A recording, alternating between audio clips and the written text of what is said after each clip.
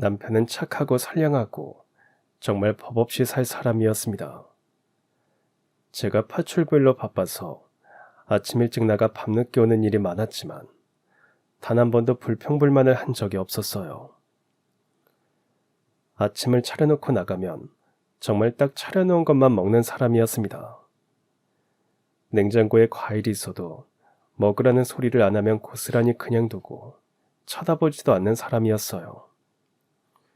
옷도 챙겨두면 그것만 딱 입고 나갔어요. 혹여 제가 옷 단추가 떨어진 걸 발견 못한 채 두면 남편은 단추가 떨어지건 말건 제가 입으라고 했으니까 딱 그대로만 입고 나갔습니다. 어찌 보면 그지없이 착한 사람이지만 또 다르게 보면 참 융통성 제로인 사람이구나 싶었어요. 하지만 결코 기분 내키는 대로 행동하는 사람이 아니어서 전 남편을 신뢰했습니다. 남편은 택시 운전기사였습니다. 남편은 고아 출신이라 군대가 면제되었지만 스스로 원해서 군입대를 했고 소위 말뚝을 받았다가 육군 상사로 전역했어요. 그래서인지 항상 자세도 반듯하고 신체도 건강하며 정신도 무척 바릅니다. 저는 20대엔 작은 무역회사에서 격리를 해본 적도 있고 이런저런 알바를 했지만 30 중반을 넘으면서는 파출부 일을 했어요. 딱히 잘하는 것도 없고 능력도 없는 저에겐 일하는 만큼 돈을 벌 수 있는 그 일이 제격이었습니다. 사실 우리 부부는 모두 고아 출신에다 첫 결혼에 실패하고 지인의 소개로 40 넘어 재혼을 했습니다. 둘 다 아이는 없었어요. 사실 그건 인력으로 되는 게 아니기에 삼신 할머니가 점지해 주시면 감사히 받는 것이고 안 주면 어쩔 수 없다고 생각하면서 이미 마음을 비웠습니다. 자식이 없더라도 둘이서 오순도순 잘 살자고 손가락 걸고 맹세를 했습니다. 우리 부부의 꿈이자 목표는 돈 열심히 벌어서 60 넘으면 시골에 내려가서 딱 둘이 살만한 작은 집을 짓고 딱 둘이 먹을 만큼의 땅에 농사지어서 소소하게 사는 것입니다. 그때까지 절대 아프면 안 된다고 늘 서로 건강을 챙기며 살았어요. 택시기사로 새로운 출발을 하게 된 남편은 서글서글하고 친절해서 손님들에게 좋은 인상을 주는 사람이었고 언제나 우수사원으로 추천을 받았습니다. 택시인데도 단골 손님도 여럿 있어서 미리 전화 예약을 할 정도였어요. 그만큼 남편은 운전 실력도 좋지만 손님들의 마음까지 배려하는 사람이었다는 말입니다. 뭐 그렇다고 보너스가 더 나오거나 그런 건 아니었어요. 하지만 남편은 늘 주어진 자신의 일과 환경에 최선을 다하는 사람이었습니다. 단골 손님 중에 아주 특별한 인연이 된 분이 있었습니다. 하루는 남편이 늦은 밤에 중년의 남자를 태웠답니다. 회식을 한 듯 잔뜩 취한 모습이었는데 한참 가는 도중에 손님이 갑자기 심장을 부여잡고 쓰러졌대요.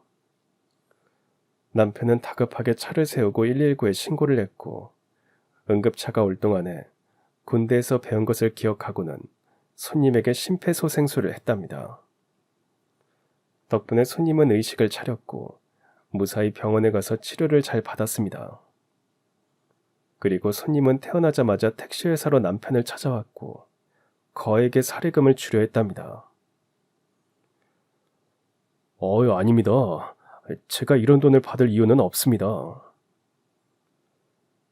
제 목숨을 구해주셨는데 받을 이유가 없다니요. 오히려 약소합니다. 어서 받아주세요. 제 손이 부끄럽습니다. 손님의 마음만 감사하게 받겠습니다. 그 상황이 되면 누구라도 다 그렇게 했을 겁니다.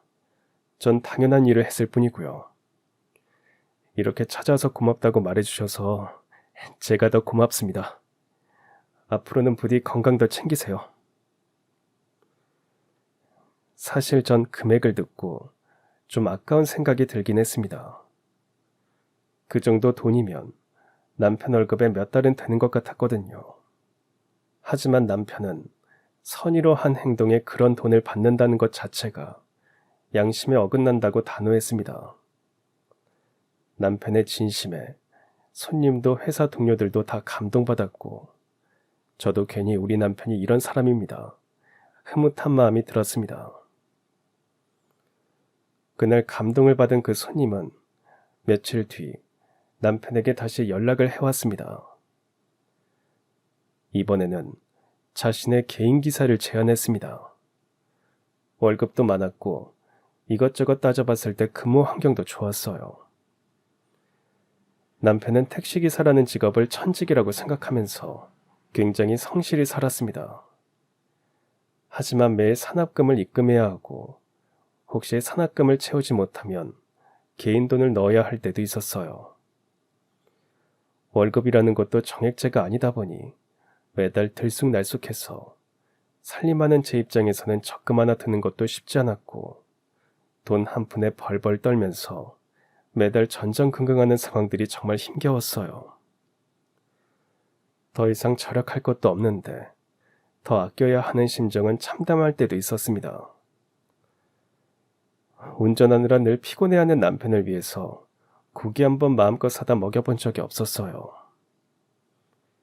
하지만 개인 기사가 되면 그런 어려운 점도 해결할 수 있고 무엇보다 남편의 건강을 위해서라도 전 무조건 찬성했습니다. 남편은 하루 종일 앉아서 운전만 하느라 허리도 안 좋았고 하체 근력도 많이 약했어요. 뿐만 아니라 운전 중에 생리 현상을 해결하지 못하고 참다 보니 신장도 안 좋았습니다. 젊을 때는 젊은 힘으로 버티고 며칠 아프다 말기도 했고 약을 먹으면 금방 낫곤 했지만 그대로 쭉 몇십 년 운전만 하다 보면 심각한 문제가 생길 수도 있어서 늘 노심초사했습니다. 그러니 그분의 제안을 거절할 이유가 없었어요. 여보, 살면서 이런 기회가 자주 오는 거 아니래요. 이번에 눈 딱 감고 이직해봅시다. 당신이 그동안 열심히 살아서 이런 기회도 온 거라고요. 난 아직 판단이 안 서네. 그 기회를 덥석 잡는 게 맞는 건지. 제가 볼 때 그 사장님 아주 좋으신 분 같아요. 자기 목숨 구해줬다고 이렇게까지 하는 사람이 얼마나 있겠어요. 제 생각에는 당신하고 무슨 인연이 있지 싶어요. 그러니까 결정해요. 네? 남편도 며칠 고민 끝에 결국 사장님의 개인 기사로 자리를 옮겼습니다. 새로운 일을 시작한다는 것은 누구에게나 쉬운 결정은 아닐 겁니다. 남편의 그런 마음을 이해하신 듯 사장님은 남편을 개인 기사로만 대하지 않았고 늘 자신의 생명을 구해준 은인이라고 존중해 주셨어요. 그런데 두 사람이 인연이라고 생각하게 되는 이유가 또 있었습니다. 사실 전 처음 사장님을 뵀을 때 속으로 깜짝 놀랐어요. 두 사람이 언뜻 봐도 너무 닮은 느낌이었습니다. 남편은 고아였고 부모나 형제에 대해서 전혀 알지 못했어요. 그런데 사장님을 보면서 혹시 남편의 형님은 아닐까 착각할 정도로 두 사람은 많이 닮았습니다. 사람들마다 남편에게 사장님 동생이냐고 물어볼 정도였어요. 넓은 이마하며 반듯한 콧날과 두툼한 입술, 전체적인 분위기까지 닮아도 너무 닮아서 우린 가끔 남편에게 출생의 비밀이 있다고 놀리기도 했습니다. 물론 사장님에게 남동생은 없었어요. 사실 김석준 씨를 맨 처음 봤을 때 나도 깜짝 놀랐어요. 나랑 너무 닮아서 혹시 나도 모르는 잃어버린 동생이 있었나 그런 생각까지 들었어요. 그래서 생각했죠. 이게 무슨 인연이고 운명이구나. 인연이니까 그날 석준 씨 차를 탔고 운명이니까 석준 씨가 나를 구해주었구나 하고 말이에요. 그렇게 생각해 주셔서 감사합니다. 저도 왠지 처음부터 사장님이 남 같지는 않았습니다. 인연인지 운명인지는 잘 모르겠지만 앞으로 사장님 잘 모시겠습니다. 운명이라는 말은 남녀에게만 사용한다고 생각했는데 남편과 사장님도 운명이라는 생각이 들었습니다. 그리고 두 사람은 의형제까지 맺었어요. 저렇게 부자인데 점잖고 선량한 분은 처음 봤습니다. 되게 돈이 많으면 좀 악착 같은 구석이 있어서 선량하기 힘들거든요. 제가 파출부를 다녔던 사장님 댁마다 하나같이 있는 사람이 더 돈돈했습니다. 소나기에 딱 거머쥐고는 누군가에게 베풀고 나누는 것을 아까워하는 사람도 많았어요. 하지만 사장님은 지금까지 제가 만난 그런 부자들과는 사뭇 달랐습니다. 그런 사장님에겐 슬픈 사연이 있었습니다. 사장님께는 외아들이 있었는데 대학 때 교통사고로 하늘나라로 먼저 떠났다고 했어요. 그 충격으로 사모님은 꽤 오래 우울증을 앓았답니다. 그때 사장님 사업이 너무 바빠서 사모님을 제대로 챙기지 못한 게 늘 미안하시다며 우시는데 남편도 울컥했다고 하더군요. 그런데 몇 년 전 미국에 계신 사모님 친정어머니에게 치매가 왔답니다. 친정어머니는 친정오빠 내외가 미국으로 이민을 가면서 같이 가서 사셨는데 치매 소식을 들은 사모님이 그 길로 미국에 가서 여전히 거기서 지내고 있다고 했습니다. 가끔 사장님이 미국에 가서 사모님이랑 장모님을 보고 온다고 했어요. 겉으로 모든 것이 완벽해 보였지만 알고 보니 사장님도 참 불행한 순간들이 많았고 인생에 굴곡이 있었구나 싶어서 마음이 짠했습니다. 사장님은 평소에도 늘 혼자 지내시다 보니 퇴근 시간이 되어도 퇴근할 생각을 안 하신대요. 어차피 집에 가도 반겨줄 사람이 없으니까 그냥 회사에서 이런저런 밀린 일을 하다가 회사 숙소에서 주무실 때도 있었답니다. 그 말을 들으니 남편도 저도 마음이 울적했습니다. 사장님이 퇴근 안 하시면 아랫사람들 눈치 보입니다. 어서 퇴근하세요. 제가 오늘은 제대로 식사 차려드릴게요. 우리 집사람이 음식 솜씨가 좀 있습니다. 제가 말했더니 사장님 드시라고 이것저것 좀 챙겨줬어요. 남편이 정성스럽게 한 상을 차려내자 사장님은 이게 얼마만에 먹는 집밥이냐며 좋아하시다가 눈시울이 붉어지셨답니다. 만감이 교차하셨대요. 멀리 있는 사모님 생각도 나고 오래전에 먼저 떠난 아들 생각도 나고 그랬나 봅니다. 그래도 두 그릇을 뚝딱 다 비우시더래요. 그날부터 전 사장님이 좋아하시는 반찬을 만들어서 언제나 남편 편에 들려보냈습니다. 사장님이 우리 남편을 귀하게 여겨주시는 만큼 저도 정성을 다해서 사장님을 대접해드리고 싶었어요. 같이 밥도 먹는 사이가 되고 보니 어느새 남편과 사장님은 형제보다 더 형제처럼 서로를 막역하게 생각했습니다. 돌이켜보면 그 시절이 아마 저도 남편도 제일 몸도 마음도 편한 시절이 아니었나 싶어요. 2년 뒤 우린 작지만 집도 장만했습니다. 다 사장님 덕분이었죠. 사장님은 남편에게만 잘하는 분은 아니었어요. 아랫사람들의 말에 늘 귀를 기울였고 무엇이든 독단으로 처리하는 법은 없었습니다. 그래서 직원들은 사장님을 존경했고 큰 어른으로 늘 모셨습니다. 남편은 사장님을 가장 가까운 거리에서 모시게 된 것에 굉장한 자부심을 가지고 일을 열심히 했습니다. 하지만 꽃이 피면 지는 법이고 오르막이 있으면 내리막이 있는 게 인생이라고 했던가요. 어느 날 갑자기 사장님의 골프장이 부도가 나고 말았습니다. 골프장을 몇 군데 더 확장하면서 투자 계약을 맺었대요. 투자금이 들어오기까지 시간이 조금 걸린다고 해서 사장님은 일단 기존의 회사 재산을 담보로 대출을 받고 여기저기 융통을 내서 공사를 시작했는데 뒤늦게 투자 사기를 당했다는 것을 알게 되었답니다. 채권자들이 회사로 사장님 집으로 찾아오고 모든 재산에 압류 딱지가 붙었습니다. 사장님 인생은 하루아침에 낭떠러지로 떨어지고 말았어요. 그 상황을 바로 옆에서 다 지켜볼 수밖에 없었던 남편은 매일 사장님이 잘못되실까, 혹여 나쁜 마음이라도 드실까 염려되어 집에 들어오지도 못한 채 사장님을 지켰습니다. 골프장 3군데는 영업정지를 당했고 직원들도 모두 쫓겨나고 말았어요. 채권자들에게 고소를 당해서 본사 건물로 검찰이 수색을 나오고 난리도 그런 난리가 없었습니다. 사장님도 사기를 당했다는 사실이 밝혀지면서 구속은 피했지만 부도가 난 회사가 회생할 가망은 전혀 없었습니다. 그때 전 너무 불안하고 걱정이 돼서 남편도 이제 그만, 그 일을 그만두는 게 어떠냐고 조심스럽게 말했습니다. 그게 무슨 말이야? 잘 나갈 때 옆에 있는 것보다 힘들고 어려울 때 옆을 지켜주는 게 인간의 도리지. 당신 그런 소리 다시는 하지 마.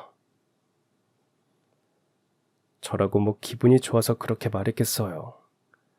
모두 다 사장님 곁을 떠나서 제 살 길 찾느라 바쁜데 우리 남편만 그러고 있으니까 너무 답답하고 걱정스러워서 그랬던 거죠.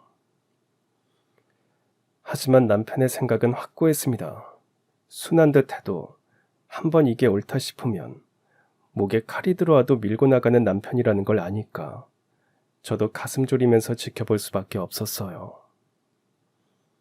사장님의 부도 소식을 알게 된 사모님은 당장 귀국하겠다고 하셨답니다. 하지만 사장님은 와봤자 못 볼 꼴만 본다고 오지 말라고 했대요. 사모님도 미국에서 얼마나 가슴 졸일까 생각하니 마음이 아팠습니다. 부부는 서로에게 뭔가 대단한 것을 해주지 않아도 그저 존재만으로 서로에게 힘이 되거든요. 부부니까 기쁠 때나 슬플 때나 함께하는 게 의미가 있는 건데 사장님 혼자 고군분투하는 모습이 참 안타까웠습니다.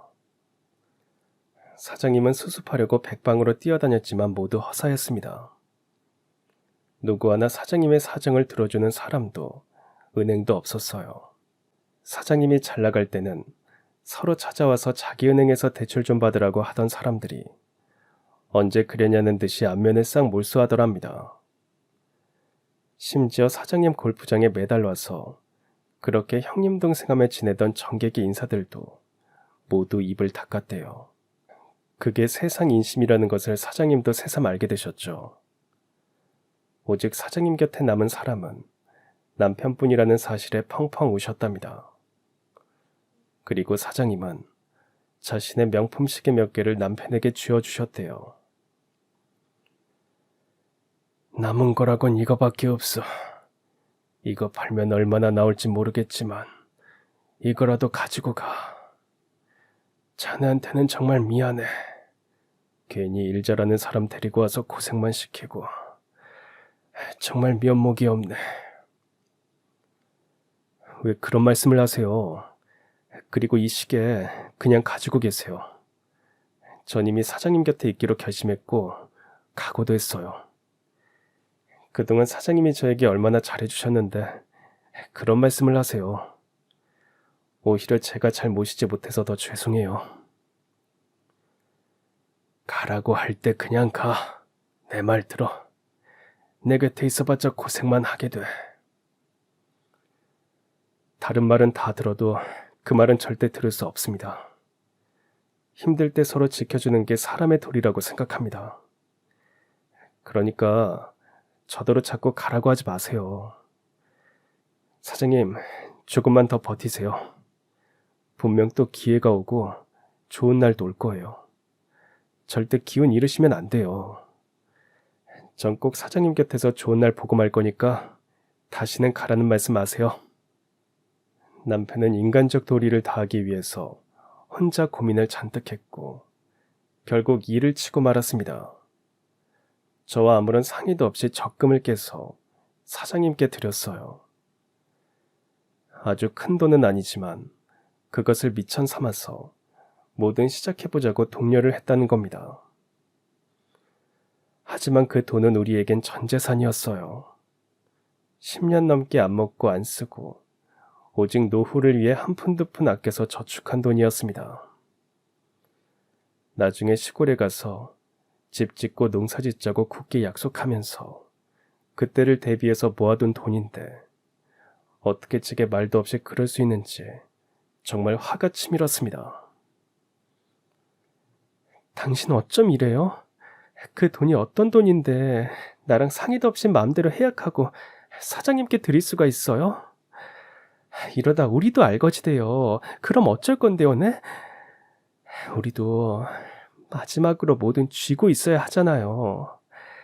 당신도 사장님 망하는 거 한순간이라는 거 두 눈으로 똑똑히 봤잖아요. 우린 그보다 훨씬 아무것도 없는 사람들이에요. 지금 누가 누굴 생각해요? 당신하고 상의 없이 그런 거 정말 미안해. 하지만 나 지금까지 살면서 단 한순간도 허투루 산 적 없어. 그건 당신이 더 잘 알잖아. 그러니까 이번에도 날 믿고 조금만 참아줘. 부탁이야. 대신 당신 화난 거 그거 내가 매일매일 다 받을게. 잔소리든 뭐든 다 들을게.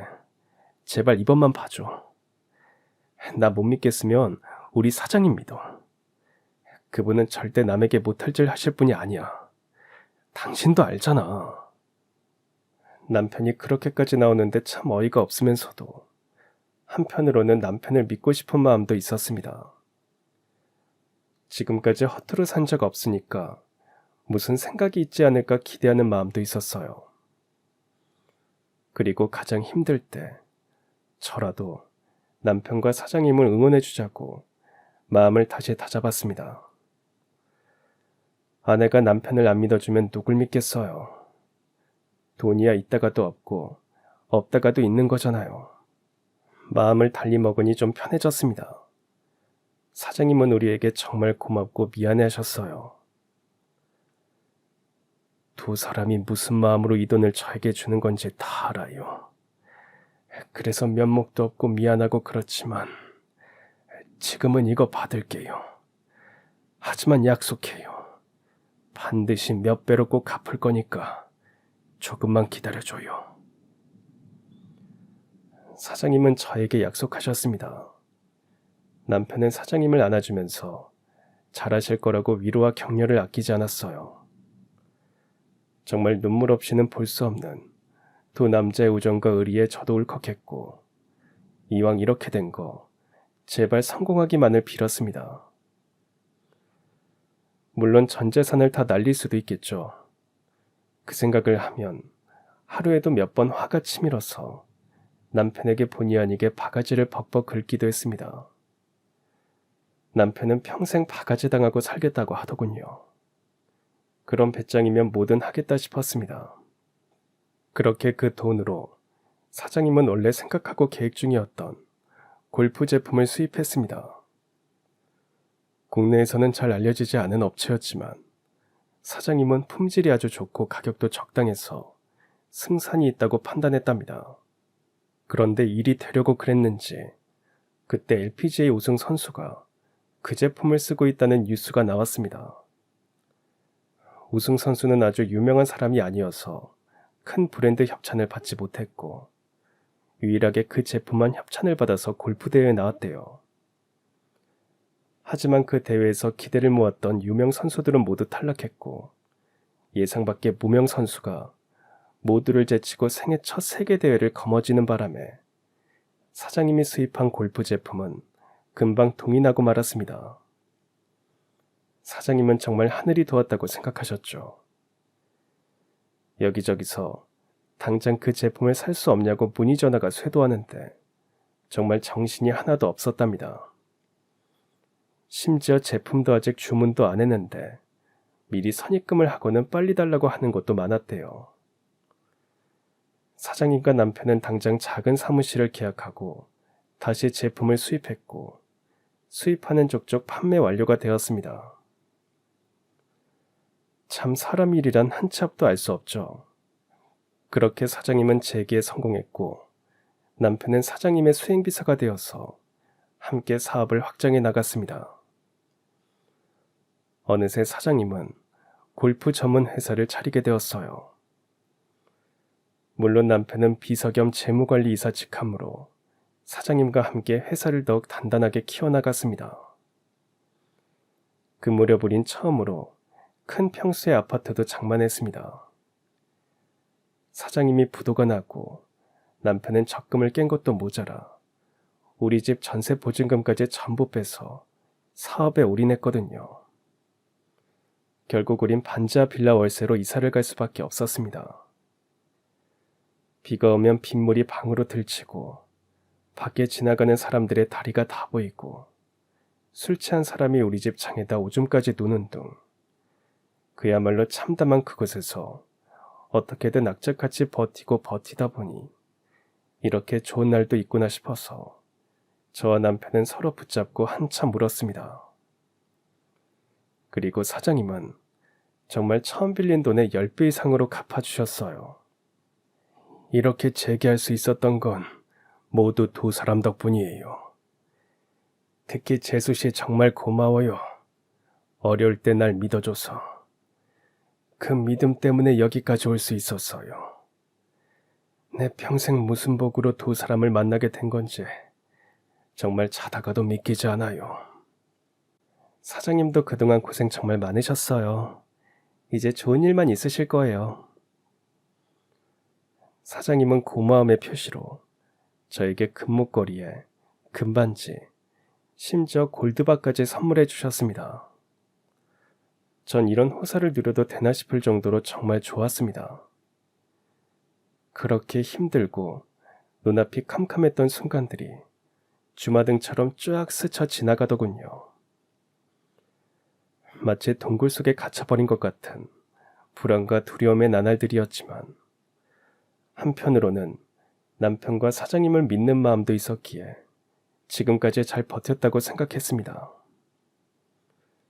잘 버텼으니까 이렇게 좋은 날도 맞이하게 되었고 어려울 때 함께한 사장님과는 정말 막역한 그 이상의 가족 같은 느낌마저 들었습니다. 그동안 회사 살리느라 남편은 월급도 제대로 가져오지 않았거든요. 남편에게 부담 주기 싫어서 전 다시 파출부일을 하면서 생활했습니다. 그런데 아파트도 장만하고 남편도 회사에서 번듯한 자리를 차지하고 꿈 같은 일들이 한꺼번에 일어나면서 전 파출부일을 그만두었어요. 그때부터 전 일로 바쁜 사장님과 남편의 도시락을 싸들고 가는 일이 하루 중 가장 큰 일과가 되었습니다. 사장님이 좋아하시는 반찬을 만들어 나르고 사장님이 너무 맛있다고 활짝 웃으시는 모습을 보면 그렇게 기분이 좋았어요. 그러면서도 미국에 계신 사모님이 언제 오시려나 늘 기다렸습니다. 사장님이 망했을 때는 망했다고 못 오고 사장님이 재기하자 친정노모의 치매가 더 심해져서 못 오고 거기다 사모님도 우울증이 깊어져서 못 온다고 하더군요. 가끔 사장님이 미국에 다녀오고 미국으로 돈을 붙이시곤 했지만 여전히 혼자 쓸쓸히 지내시는 사장님이 좀 짠하게 느껴졌습니다. 그러고 보면 아무리 돈이 많아도 가족이 화목하게 잘 사는 게 제일 복이라고 생각했습니다. 그리고 아무리 잘 살아도 부부가 금슬이 좋게 함께 동고동락하는 게 제일 행복이라고도 생각했어요. 그러던 어느 날이었습니다. 사장님과 남편은 바이어를 만나기 위해 부산 출장을 갔어요.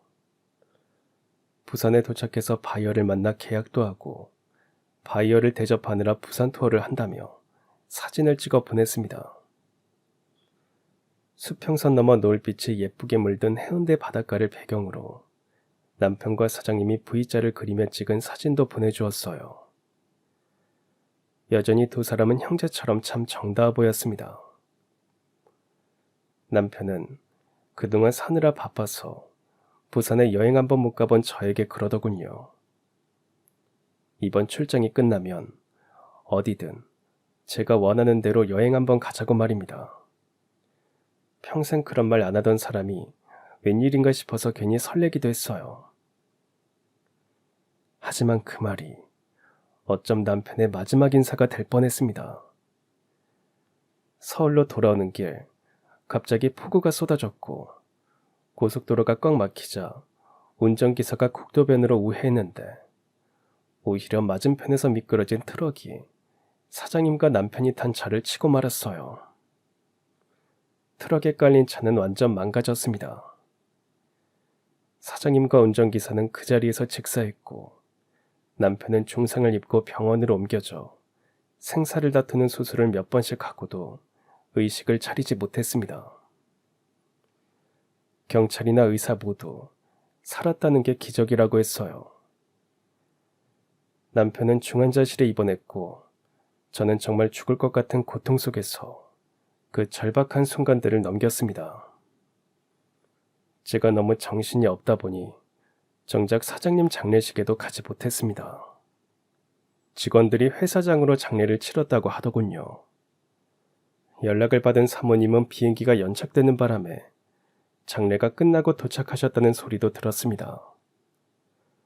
마음은 사장님 장례식장에 가봐야 한다고 생각했지만 제 남편을 살려야 한다는 생각만 했고 그 어떤 것도 제 눈에는 들어오지 않았습니다.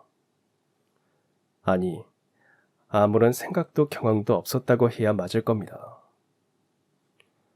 그런데 설상가상 사고를 낸 트럭 회사나 보험 회사에서는 쌍방과실을 주장하고 있다는 소리를 들었어요. 회사는 보험회사와 소송을 진행한다고 알려왔지만 당장 사장님이 안 계신 상황에서 회사는 비상체제로 들어갔다고도 했습니다. 회사 임직원들이 중환자실로 남편을 보러 왔지만 한 번 다녀간 이후로는 소식도 없었습니다. 경찰에서는 남편이 깨어나지 않으니 사건 당일에 대해서 진술해줄 사람도 없고 목격자도 없어서 일단 트럭 기사는 불구속 상태에서 소송을 진행한다고만 하더군요. 회사에서는 당분간 남편 병원비를 회사 차원에서 지급하겠지만 계속 저런 상태가 되면 퇴직 신청을 고려해주기 바란다는 문자가 왔습니다. 문자를 보는데 마음이 착잡해지면서 화도 나고 눈물이 왈칵 쏟아졌어요. 그 회사를 지키고 만들고 키우기 위해 모든 것을 다 바쳤던 남편에게 돌아온 건 퇴직하라는 문자라는 사실에 화가 났습니다. 하지만 그런 것에 흥분할 시간도 정신도 없었어요. 전 어떻게든 남편을 살려야 한다고만 생각했습니다. 살려서 우리 남편이 사장님과 어떻게 그 회사를 키웠는지, 사장님과 의형제 그 이상이었던 우리 남편이 어떤 마음으로 지금까지 살아냈는지 증명하고 싶었습니다. 그렇게 저에겐 죽음 같고 지옥 같은 6개월의 시간이 지나갔어요. 남편은 여전히 의식이 없는 채로 중환자실에 있었습니다. 저도 조금씩 지쳐갔고 돈도 바닥이 났어요. 아무리 퇴직하라고 해도 끝까지 버틸 생각이었는데 이제 도저히 버틸 자신이 없었습니다. 결국 회사에 퇴직 신청을 하고 퇴직금을 받을 수밖에 없었습니다. 통장에 찍힌 액수를 보면서 마치 우리 남편의 목숨값 같고 남편의 청춘을 다 바친 인생값 같아서 또 눈물이 쏟아졌습니다. 남편 퇴직금으로는 일단 중환자실 비용과 치료비를 대야 했어요. 언제 끝날지 모르는 이 기약 없는 길 위에서는 저는 정신 바짝 차리자고 스스로에게 다그쳤습니다. 남편을 면회하는 시간 외에는 뭔가 일을 해야겠다는 생각을 했고 전 그만두었던 파출 부위를 다시 하게 되었습니다. 사실 큰 병원 중환자실 비용은 너무 들었고 의료진들조차 이제 더 이상 우리 남편에게 해줄 수 있는 게 없다고 하더군요. 그 말을 듣는데 마치 사형 선고를 받는 것 같아서 마음이 무너졌습니다. 모두가 남편을 포기하는 것 같아서 더 악이 받쳤어요. 그래서 어디 두고 보자 하는 심정이 되었습니다. 내가 반드시 남편을 살리고 말겠다는 생각으로 더 이를 악물었어요. 저는 살고 있던 아파트를 팔고 작은 원룸으로 이사를 갔습니다. 그리고 근처 병원 중환자실로 남편을 옮겼습니다. 언제든 제가 빠르게 올 수 있는 거리가 낫겠다고 판단했습니다. 제가 잘 나갈 때 친하게 지내던 주변 사람들은 남편이 회생불능이라고 느꼈는지 다들 겉으로는 걱정을 했지만 더 이상 연락도 하지 않았고, 혹여 제가 연락해서 뭔가 부탁을 할까봐 꺼려하는 눈치들이었어요. 전 또 한 번 세상 인심이 매정하다는 것을 느꼈습니다. 모든 것을 어느 정도 정리하고 제 모든 생활은 남편과 파출부위를 하는 것으로 아주 단순화시켰습니다. 오전에 중환자실에 남편 면회를 갔다가 바로 파출부위를 갔어요. 일을 마치고 돌아오면서 다시 오후 면회를 가는 것으로 제 삶을 마쳤습니다. 저녁 시간에는 가끔 주방 설거지 알바가 있으면 언제든 가서 일당으로 일도 했습니다. 그런 삶이 언제 끝날지 알 수 없어서 늘 막막했지만 남편을 믿고 제 자신을 믿고 버티고 버텼습니다. 그렇게 전 새로운 집에 파출부위를 가게 되었어요. 그 집은 사모님이 혼자 사셨는데 미국에서 오래 살다가 귀국한 지 얼마 되지 않았다고 했습니다. 처음 볼 때부터 어딘가 아픈 듯 힘이 없어 보였고 항상 어두운 표정이셨어요. 외출도 잘 안 했고 제가 식사를 차려드려도 거의 남기셨습니다. 가끔 변호사가 찾아와서 뭔가 심각하게 얘기를 주고받는 것 외엔 오는 사람도 없었고 전화 통화를 하는 경우도 드물었어요. 그 집에서 일한 지 일주일 되던 날이었습니다. 사모님이 문득 창고 청소를 부탁하셨어요. 창고를 안 쓴 지 워낙 오래돼서 아마 엉망일 거예요. 웬만한 건 다 버리세요. 아줌마가 보시고 쓸 데가 없다 싶으면 다 버리셔도 돼요. 그럼 혹시 쓸만한 건 제가 가져가도 될까요? 네, 그러세요. 대신 어딘가 앨범이 있을 거예요. 그건 꼭 가져다 주세요. 부탁해요. 창고 안은 얼마나 오랫동안 사용하지 않았는지 온통 거미줄 투성이었습니다. 먼지가 워낙 많이 앉아 있어서 한 발 내디딜 때마다 푸석하게 공기 중으로 올라와서 목이 다 따끔거릴 정도였어요. 오래전 쓰다만 각종 가전제품부터 이불이며 옷가지들, 아이 장난감도 있었고 구두며 가방까지 정리하고 또 정리해도 끝날 줄 몰랐습니다. 아예 고물상에 전화해서 깡그리 다 가져가라고 불렀어요. 죄다 곰팡이가 피고 망가져서 쓸만한 건 없었습니다. 그리고 집 맨 밑칸에 세월의 흔적을 가득 안은 채 놓여있던 앨범을 발견했어요.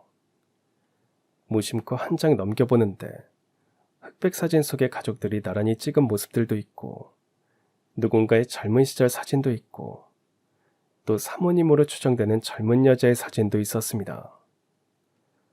그리고 그 다음 장을 펼칠 순간 전 잠시 제 눈을 의심하고 말았습니다. 흑백 사진 속 꼬마아이의 모습은 남편이었어요. 아니, 남편과 너무 닮아서 깜짝 놀랐습니다. 저 사모님, 이 사진 속 남자아이는 누구예요? 제 물음에 사모님이 의아한 듯 쳐다봤습니다. 사모님도 그 앨범을 굉장히 오랜만에 보는 듯 먼지를 채 털어내지도 않고 유심히 제가 말한 그 사진을 보았습니다. 혹시 이 사진 속 남자아이를 아세요? 이 남자아이가 제 남편 어릴 적 모습과 너무 닮았어요. 혹시 제 남편을 아세요? 사모님은 점점 더 어리둥절한 표정을 지으며 저를 쳐다봤습니다. 저는 지갑 속에 늘 가지고 다니던 사진을 꺼내 보여주었어요. 그 사진은 남편이 사고 당하던 날 가지고 있던 지갑 속에 고이 간직돼 있던 거였습니다. 남편의 어릴 적 사진도 있고 남편과 사장님이 형제처럼 나란히 찍은 사진도 있었어요. 사진을 본 사모님이 갑자기 파랗게 질렸습니다. 여기 이 사람을 아줌마가 알아요? 사모님이 가리킨 사람은 사장님이셨어요. 네, 저희 남편 회사 사장님이셨어요. 예전에 사고로 돌아가셨지만요. 제 말에 사모님은 잠시 충격을 받으신 듯 주저앉았습니다. 그럼 혹시 아줌마 남편 이름이 김석준인가요? 네. 그런데 그걸 어떻게 아세요? 사모님은 갑자기 저를 와라 끌어안더니 전후 사정 말씀도 없이 울음을 터뜨리셨습니다. 저는 너무 당황해서 뭘 어떻게 해야 할지 몰랐어요. 한참 울고 나신 사모님은 겨우 진정하시고는 다시 한번 더 제 손을 꼭 잡으셨습니다. 갑자기 울어서 미안해요. 그러니까 아줌마가 김석준 씨 아내였군요. 반찬 솜씨도 좋고 마음씨도 곱고 그 사진 속 사장님이 제 남편이에요. 네? 그럼 혹시 미국에 계신다는 사모님이? 사모님은 고개를 끄덕이셨고 이번에는 제가 사모님을 꼭 끌어안고 울음을 터뜨렸습니다. 말로만 들었던 그 사모님과 이렇게 만나게 될 줄 정말 몰랐어요. 사모님을 보자 저도 모르게 그동안 꾹꾹 눌러 참았던 온갖 서름이 다 폭발하고 말았습니다. 사장님 살아계실 때 언뜻 사모님에 대해서 들은 적이 있었어요. 외동아들을 사고로 잃고 우울증이 심해서 고생하셨고 늘 멀리 계시는 친정엄마를 그리워하다가 치매에 걸렸다는 소식에 미국에 가셨다는 것까지는 들어 알고 있었습니다. 처음엔 한국이 너무 싫어서 올 생각이 없었어요. 그러다가 남편 사업이 갑자기 부도가 났다는 소리를 듣고 깜짝 놀라서 귀국하려 했지만 그때도 남편이 어차피 지금 온들 제가 할 수 있는 게 아무것도 없다고 하면서 수습 다 하고 나면 오라고 하더군요. 혹여 남편이 너무 힘들어서 나쁜 마음을 먹는 건 아닌가 노심초사했는데 다행히 석준 씨 아내분이 옆에 지켜주신다는 소리를 듣고 정말 한시름 놓았어요. 항상 감사하고 있었는데 이렇게 보게 되다니. 사모님도 저도 한참 동안 말문을 잃고 서로를 애틋하게 쳐다보며 손을 잡아주고 등을 다독여주고 그랬습니다. 말하지 않아도 사장님과 남편이 함께 걸어온 그 시간들을 항상 지켜보고 응원했던 아내들로서 그냥 저절로 느껴지는 막역함에 우린 오래오래 손을 놓지 못했습니다. 석준 씨가 우리 남편 생명의 은인이라고 할 때부터 난 왠지 두 사람의 인연이 범상치 않다고 느꼈어요. 남편 회사가 부도가 나고 뜻밖의 석준 씨가 전 재산을 모두 사장님께 드리면서 새로운 사업을 하자고 했다는 소리에 저도 남편도 전화기 붙들고 참 많이 울었어요. 석준 씨도 아내분도 너무 고마웠어요. 늘 전화 한번 드려야지 하면서도 뭐가 그렇게 정신없이 시간만 보냈는지 정말 미안하고 고마워요. 사장님은 매 순간 남편과 함께해서 든든하다고 말했답니다. 새롭게 시작한 사업이 대박을 치고 회사가 승승장구한 것도 모두 남편 덕이라고 그렇게 칭찬을 아끼지 않으셨대요. 저도 두 사람의 인연이 처음부터 운명이라고 생각했습니다. 더 신기한 것은 사장님과 석준 씨가 너무 닮아서 나란히 걸어가면 다들 형제냐고 물었어요. 실제 사장님은 동생이 없었습니다. 하지만 두 사람은 서로 인연에 감사하면서 의형제를 맺었어요. 남편은 사장님의 생명의 은인이었고 사장님의 기사가 되어 수발을 들었고 사장님 회사가 부도가 나도 끝까지 옆에 남았던 사람이었습니다. 또 사장님에게 전 재산을 들여서 재기할 수 있게 도왔고 회사를 키우는데 남편은 1등 공신이었어요. 사모님은 그렇게 자신이 없는 빈자리를 대신 채워준 남편과 저에게 늘 고마움을 가지고 있었답니다. 그래서 언제든 귀국할 생각을 하고 비행기 표를 사두면 항상 친정엄마가 위독하셔서 갈 수 없었다면서 미안해했어요. 은연중에 남편과 제가 있어서 한편으론 마음을 놓기도 했답니다. 하지만 뜻하지 않게 큰 사고가 났고 사장님이 돌아가셨다는 소식에 충격에 빠진 사모님은 다급하게 귀국했지만 비행기가 연착되는 바람에 사장님 장례식이 끝나고 나서야 도착했대요. 사장님을 그렇게 허망하게 보낸 것도 원통했는데 회사는 이미 심상치 않게 돌아가고 있었답니다. 평소 사장님과 남편에게 불만을 품고 있던 이사볕이 이번 기회에 회사를 통째로 삼킬 계획을 세웠대요. 이 사실을 알게 된 다른 이사들이 사모님에게 알리면서 이사들끼리 편을 갈라 싸우고 회사는 난장판이 되고 말았답니다. 6개월 내내 회사는 반목과 질시 속에 이러다 부도가 나는 건 아닌가 다들 불안해했지만 사모님은 아무것도 할 수 있는 게 없었대요. 내내 사장님 납골당에 가서 울기만 했답니다. 평소에 사장님이라면 분명 만약을 대비해서 유언장을 작성해둘 만도 한데 그런 거 하나 남기지 않았다는 것도 이상했대요. 그런데 회사를 삼킬 궁리만 하는 이사들의 행태에 분노를 느낀 회사 법무팀 변호사가 양심 고백을 했답니다. 사장님이 생전에 혹시 자신에게 무슨 병고가 생길 것을 대비하여 미리 작성해둔 유언장이 있다는 것이었습니다. 드디어 그 유언장이 공개되었답니다. 사장님이 죽거나 부재 시 또는 사장님의 의사 판단이 안 될 정도로 심각한 심신미약의 상태가 되었을 경우 사장님의 회사 지분은 모두 김석준 재무이사에게 양도하고 김 이사가 회사를 맡는다는 내용이었답니다. 전 사장님이 그런 유언장을 만들어 두셨다는 말에 정말 깜짝 놀랐습니다. 유언장이 공개되고 회사는 다시 완전히 판도가 달라졌대요. 그제야 전 알았어요. 그날 사고로 크게 다친 김석준 씨가 여전히 중환자실에 있다는 사실을요. 그전에는 사장님 보낸 것만 원통하고 회사 일은 머리가 아파서 신경도 안 썼어요. 하도 정신이 없으니까 김석준 씨의 생각도 못했어요. 그런데 이사 며칠 김석준 씨를 강제로 퇴직 처리한 사실을 뒤늦게 알게 되었어요.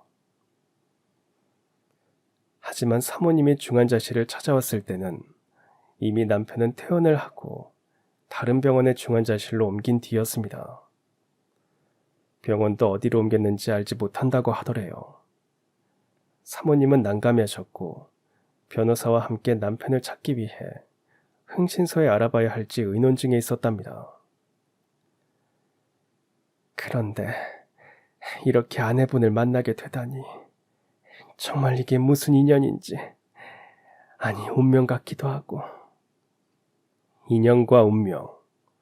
전 남편과 사장님의 만남을 그렇게 생각했는데 사모님도 그렇게 생각하셨다니 또 눈물이 터졌습니다. 사모님이 또 따뜻하게 안아주면서 등을 다독여 주셨어요. 그동안 정말 고생 많았고 너무 힘들었을 것 같은데 용케 잘 버텨줘 고맙다고 말하는데 사모님이 친정엄마 같아서 저도 모르게 엉엉 소리내 울고 말았습니다. 전 생계를 위해서 이사도 하고 남편 병원도 옮긴 사실을 말씀드렸어요.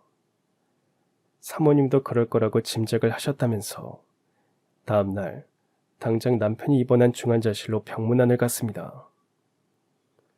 남편을 실제로 본 건 처음이셨지만 늘 사장님께 들었던 탓에 전혀 낯설지 않다고 했어요. 정말 사장님과 너무 닮아서 마치 사장님이 살아계신 것 같다고 또 눈시울이 붉어지셨습니다. 사모님은 남편이 분명 듣고 있을 거라고 생각하시고는 남편의 귓가에 조용히 차근차근 말을 하셨어요. 김석준 씨, 김 이사님, 저 사장님 안 사람이에요. 너무 늦게 와서 정말 미안합니다. 제 말 듣고 계실 거라고 생각해요. 사장님이 어떻게 되셨는지 궁금하실 것 같아서 말씀드려요. 사장님 돌아가셨습니다. 김 이사님이라도 이렇게 살아주셔서 정말 감사해요. 그리고 오늘 꼭 중요한 말씀을 드리러 왔어요. 사장님이 김 이사님께 회사를 맡아달라고 유언을 남기셨습니다. 그러니까 어서 기운 차리시고 부디 일어나서 사장님 뜻을 받아주세요. 부탁드려요. 우리 모두 이사님 믿고 기다릴게요. 사모님은 어려운 말을 다 마치고 난 뒤에도 남편의 손을 한참이나 잡고 오래 기도를 올리셨습니다.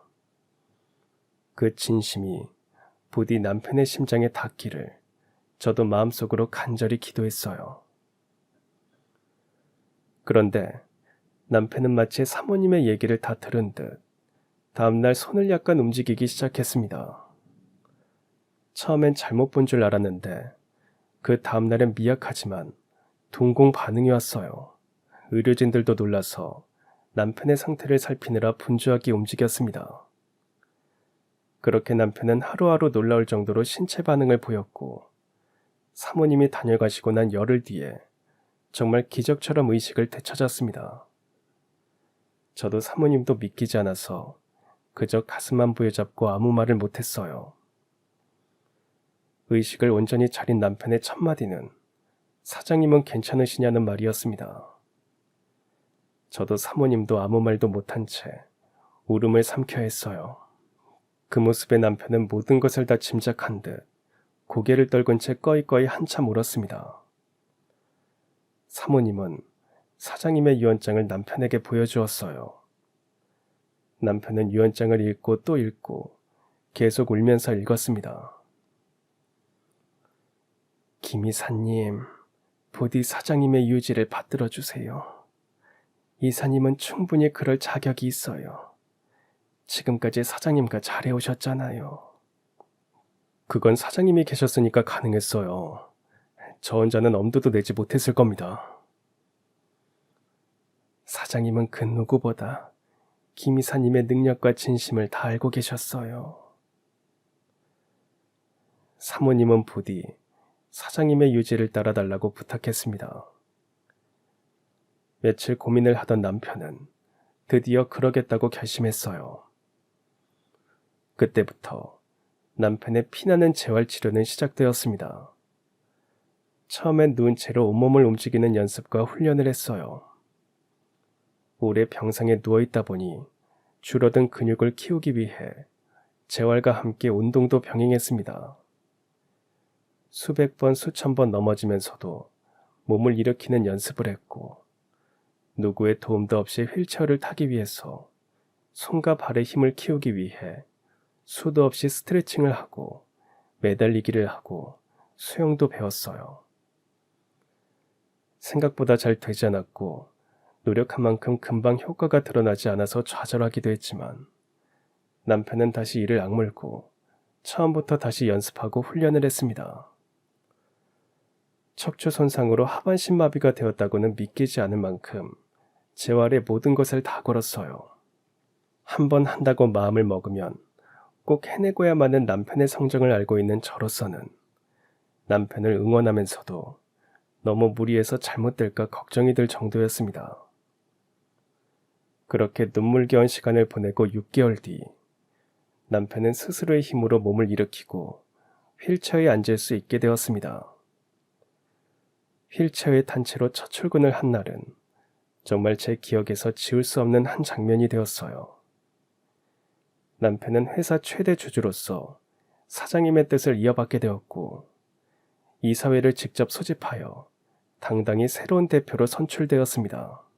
비록 휠체어 신세를 지고 있었지만 남편의 멋진 모습에 전 너무 감격스러워서 말문이 막혔고 사모님도 내내 우셨습니다.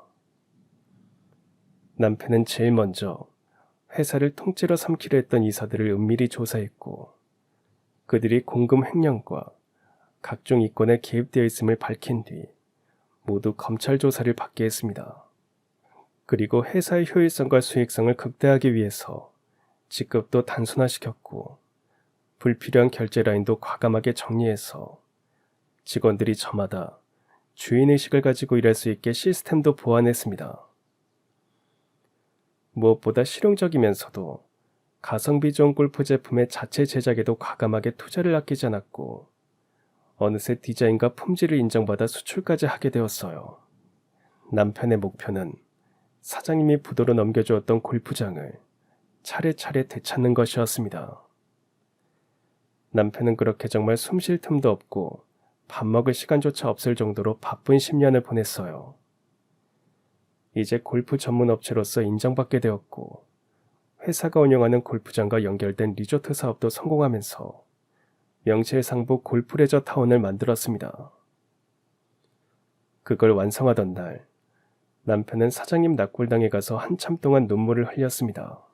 사장님이 함께 계셨다면 얼마나 좋아하실까 눈에 선하다고 하더군요. 하지만 사장님이 항상 남편 곁에서 지켜주고 있다고 전 생각했습니다. 그 사이 사모님은 사장님 납골당이 가까운 시골에 내려가셨고 전원 생활을 하고 계셨어요. 처음엔 낯선 시골살이를 버거워하시더니 이젠 제법 촌티가 납니다.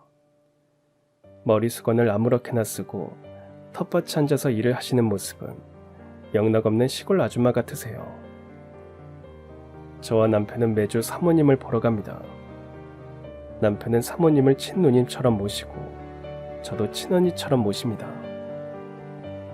형제보다 더 형제였던 남편과 사장님의 특별한 인연과 운명에 늘 감사하면서 우린 가족보다 더 가족이 되어 살아갑니다. 그럼 지금까지 사연 들어주셔서 감사합니다.